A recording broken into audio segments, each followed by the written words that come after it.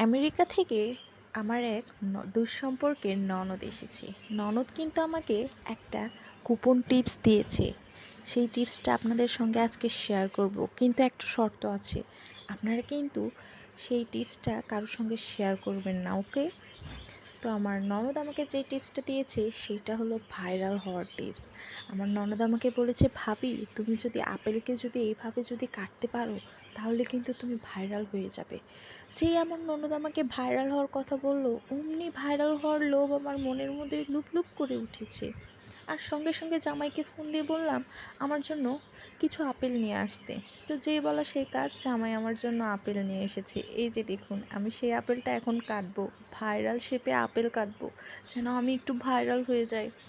আপনারা যদি ভাইরাল হতে চান তাহলে তাড়াতাড়ি বাজারে চলে যান। বাজারে গিয়ে এরকম একটা আপেল নিয়ে এসে এইভাবে কাটবেন, তাহলে আপনারাও ভাইরাল হয়ে যাবেন। আর আমার জন্য একটু দোয়া করবেন যেন আমিও ভাইরাল হয়ে যাই। আর একটা কথা বন্ধুগণ, আমাকে একটু বলেন তো, আমি কি ভাইরাল হতে পারবো? আমার জন্য একটু দোয়া করবেন। আচ্ছা, আল্লাহ হাফেজ। আপনারাও এভাবে আপেল কাটবেন আর ভাইরাল হয়ে যাবেন।